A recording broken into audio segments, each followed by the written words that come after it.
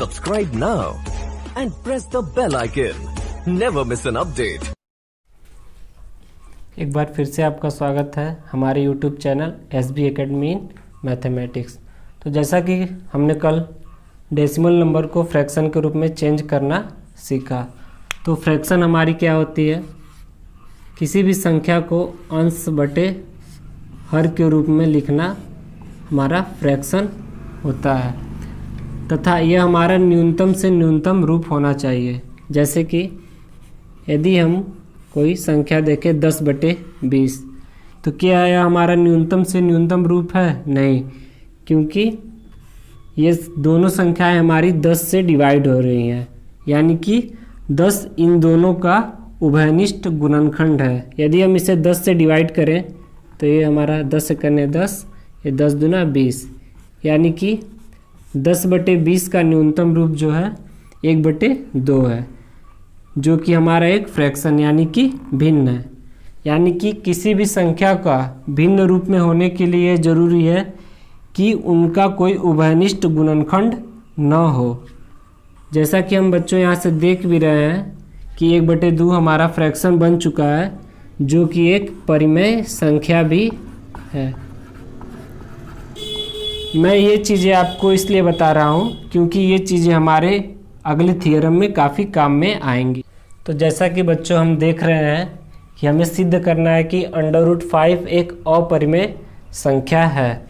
यदि हम √5 को एक परिमेय संख्या मानकर उसके आगे हल करते हुए यह सिद्ध कर दें कि √5 एक परिमेय संख्या होने का गुण नहीं रखता है, तो यह ऑटोमेटिकली √5 एक अपरिमेय संख्या सिद्ध हो जाएगी।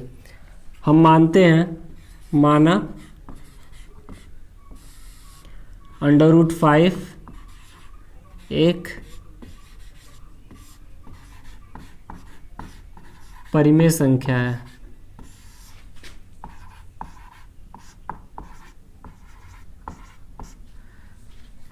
माना ये √5 एक परिमेय संख्या है। यदि यह एक परिमेय संख्या है तो इसे P/Q के रूप में लिखा जा सकता है, हम जानते भी हैं। तो यदि हम अंडर को उधर भेजें तो ये जाके हमारा स्क्वायर हो जाएगा, यानी कि P²/Q²। यदि हम Q को इधर भेजें, यानी कि 5Q² = P², Q² P²/5। यहाँ से हम देख रहे हैं कि 5 जो है P को डिवाइड कर रहा है, यानी कि 5 P² का गुणनखंड है। यदि 5 P² का एक गुणनखंड है तो 5 जो है P का भी गुणनखंड होगा। 5 जो है P का भी गुणनखंड होगा। हम यहाँ समझ भी लेते हैं। जैसे 2 है, यदि 8 को डिवाइड कर रही है तो इसका स्क्वायर यानी कि 64, ये भी 2 से डिवाइड होगी। यदि कोई संख्या किसी संख्या से डिवाइड हो रही है, जैसा कि यदि हम देख रहे हैं 8 जो है 2 से डिवाइड है, तो इसका स्क्वायर भी 2 से डिवाइड होगा। इसलिए यदि P² 5 P² का एक गुणनखंड है तो 5P का भी एक गुणनखंड होगा। तो बच्चों अब यहाँ से हम मानते हैं P = 5m, P = 5m। यदि हम इसको इस समीकरण में रखते हैं, यानी कि √5 = P की जगह 5m/Q, अंडर को उधर भेजते हैं तो स्क्वायर हो जाएगा, यानी कि 25m²/Q²। यहाँ से Q² = 5 एम स्क्वायर, यहाँ से M square equal to Q square upon 5। बच्चों हम यहाँ से देख रहे हैं कि 5 क्यू स्क्वायर का भी एक गुणनखंड है, 5 जो है क्यू स्क्वायर का भी गुणनखंड है। तो यदि 5 क्यू स्क्वायर का एक गुणनखंड है तो 5 क्यू का भी एक गुणनखंड होगा, जैसा कि हम यहाँ से समझ चुके हैं। तो बच्चों हमने फ्रैक्शन की यानी कि भिन्न के परिभाषा से यह जाना है कि p और q का कोई भी गुणनखंड नहीं हो सकता, क्योंकि p और q न्यूनतम से न्यूनतम रूप में होने चाहिए। लेकिन हमने यहाँ से यह सिद्ध किया कि 5 जो है p का भी एक गुणनखंड है और 5 जो है q का भी एक गुणनखंड है। तो हमारा यह मानना है कि √5 एक परिमेय संख्या है, यह हमारा मानना गलत है। अतः हम कह सकते हैं कि √5 एक अपरिमेय संख्या है। बच्चों एक बार फिर से हम इसे देख लेते हैं। हमने माना था कि √5 एक परिमेय संख्या है, तो √5 को हम p/q यानी कि भिन्न के रूप में भी लिख सकते हैं। भिन्न के रूप में लिखने का मतलब कि इसका कोई भी उभयनिष्ठ गुणनखंड नहीं होना चाहिए, जैसा कि मैंने आपको पहले ही बताया था। तो बच्चों हमने इसे प्रूफ करते करते ये दिखाया कि 5 जो है p का एक गुणनखंड है तथा 5 जो है q का भी एक गुणनखंड है, यानी कि 5 p और q दोनों का एक उभयनिष्ठ गुणनखंड है, जो कि हमारा मानना यह गलत साबित करता है कि √5 एक परिमेय संख्या है। तो यहाँ से हम लिख सकते हैं कि √5 हमारा एक अपरिमेय संख्या है। बच्चों आइए हम अगले क्वेश्चन पर चलते हैं। इसमें हमें सिद्ध करना है कि 3√3 एक परिमेय संख्या नहीं है। तो हम मानते हैं, माना 3√3 एक परिमेय संख्या है, एक परिमेय संख्या है। तो हम 3√3 को p के बराबर मानते हैं। तो हमने 3√3 को एक परिमेय संख्या माना है और हमने उसको p के बराबर माना है, तो p भी हमारा एक परिमेय संख्या हुआ। यहाँ से हम यदि 3 को इधर भेज दें तो ये होगा p/3। तो बच्चों p हमारा एक परिमेय संख्या है और 3 भी हमारा एक परिमेय संख्या है, और ये दोनों हमारा p/q के रूल को फॉलो भी कर रहा है। तो p भी हमारा एक परिमेय संख्या है और 3 भी हमारा एक परिमेय संख्या है, तो इन दोनों का जो फ्रैक्शन होगा वो भी हमारा एक परिमेय संख्या होगा, यानी कि p/3 भी एक परिमेय संख्या होगी। लेकिन बच्चों हम यहाँ से देख रहे हैं कि p/3 एक परिमेय संख्या न होकर एक अपरिमेय संख्या है, क्योंकि हम जानते हैं कि √3 हमारी एक अपरिमेय संख्या है। इसलिए बच्चों हम यहाँ पे भाषा को देखते हैं कैसे लिखेंगे। p हमारा परिमेय संख्या है, परिमेय संख्या है तथा 3 भी हमारा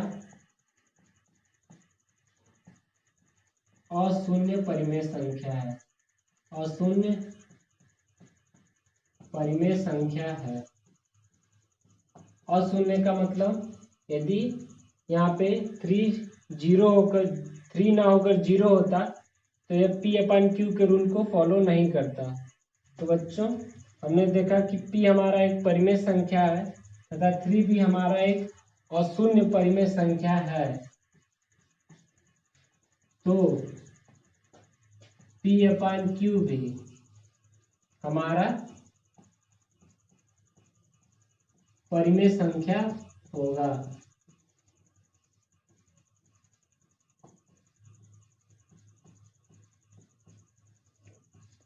लेकिन हम यहाँ से देख रहे हैं कि P/Q यानी कि P/3 एक परिमेय संख्या न होकर एक अपरिमेय संख्या है। तो हमारा यह मानना है कि 3√3 एक परिमेय संख्या है, गलत है।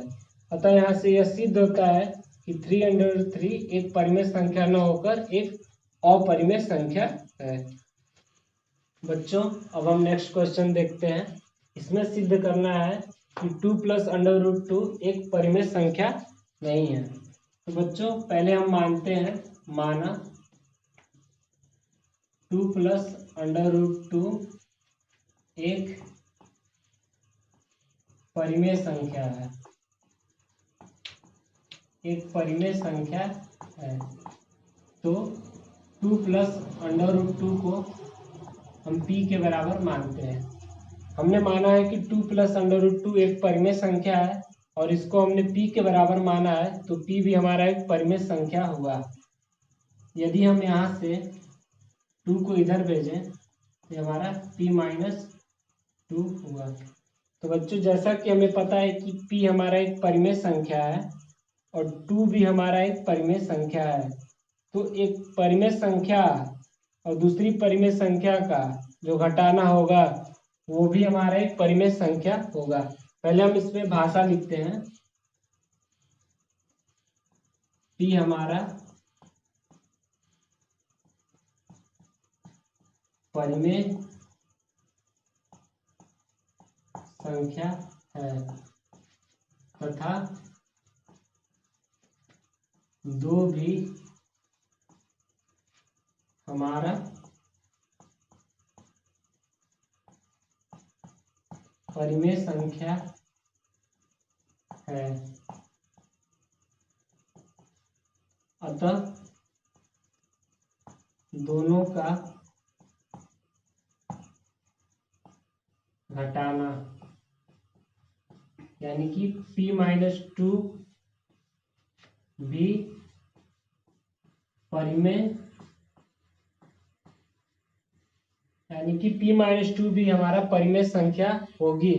लेकिन हम यहाँ से देख रहे हैं कि P-2 परिमेय संख्या न होकर एक अपरिमेय संख्या है, क्योंकि हमें पता है कि √2 हमारा एक अपरिमेय संख्या है। तो इसलिए हमारा मानना कि 2 + √2 एक परिमेय संख्या है, गलत है। यानी कि यहाँ से सिद्ध होता है कि 2 + √2 एक परिमेय संख्या न होकर एक अपरिमेय संख्या है।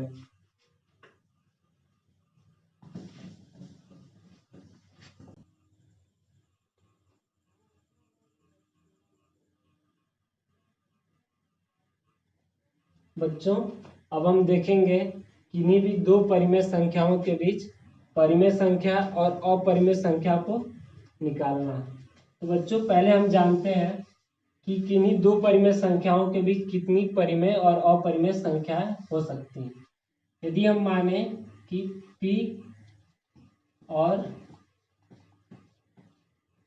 Q हमारी परिमेय संख्या है, तो इनके बीच में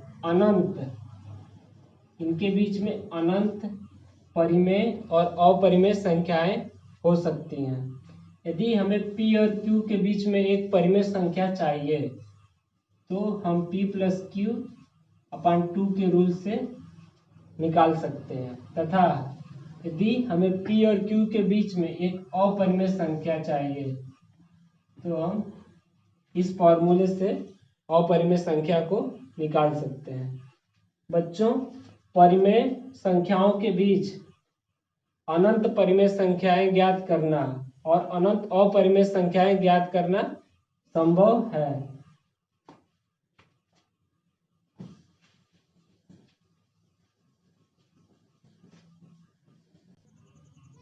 तो बच्चों, जैसा कि हमारा क्वेश्चन है, 2 और 3 के बीच एक परिमेय और एक अपरिमेय संख्या ज्ञात करना। तो बच्चों, जैसा कि मैंने आपको फार्मूला बताया है,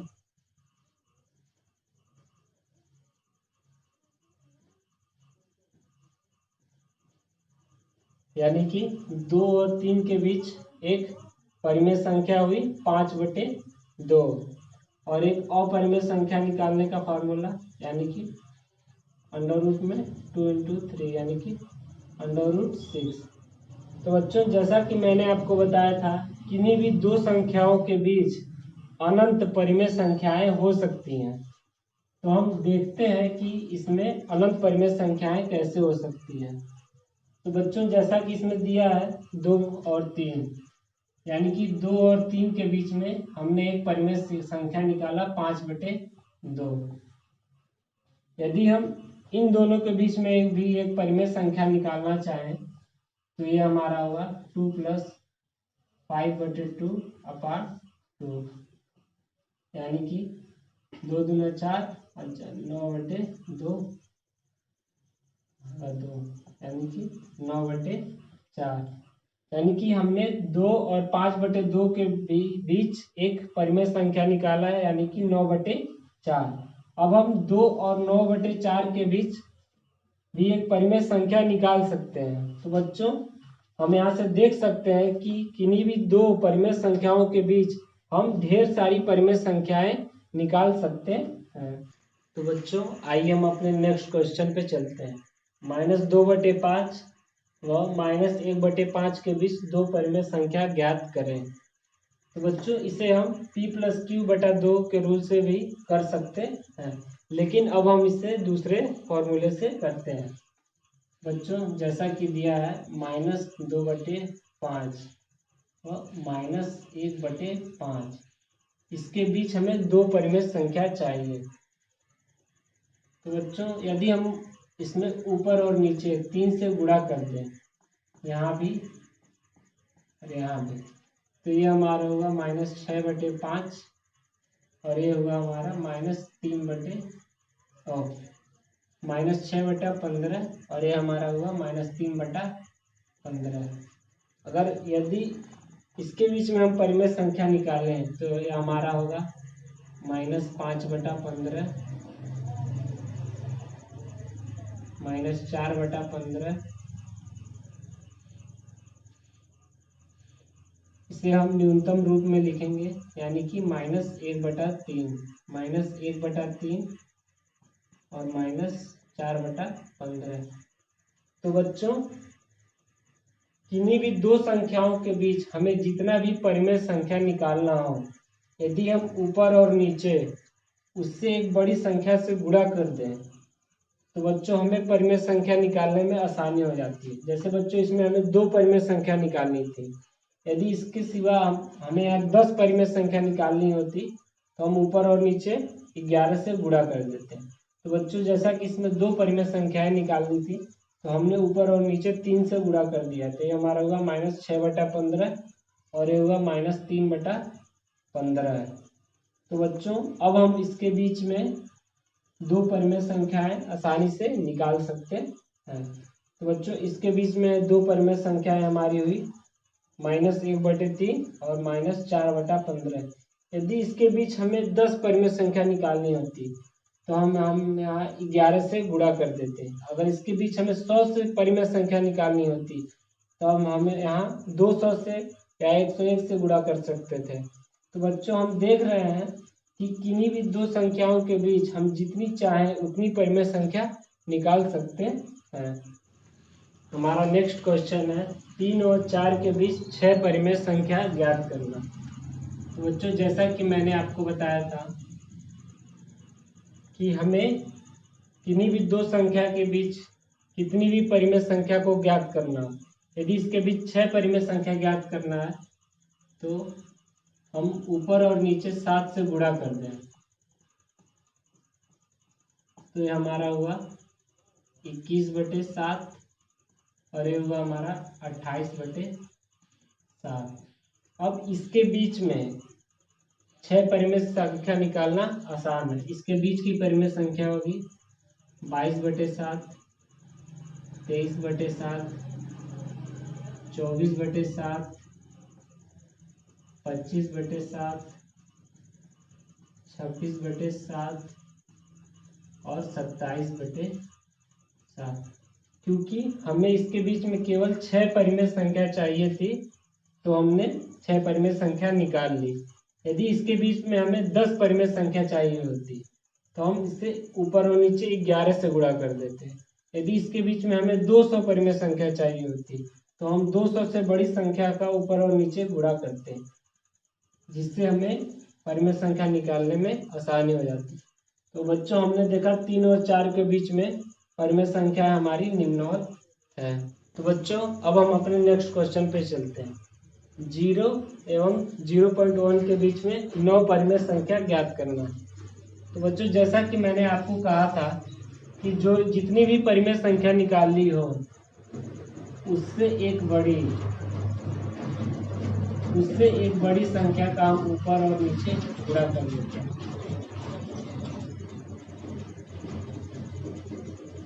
ये हमारा 0 होगा और ये हमारा होगा 1/10।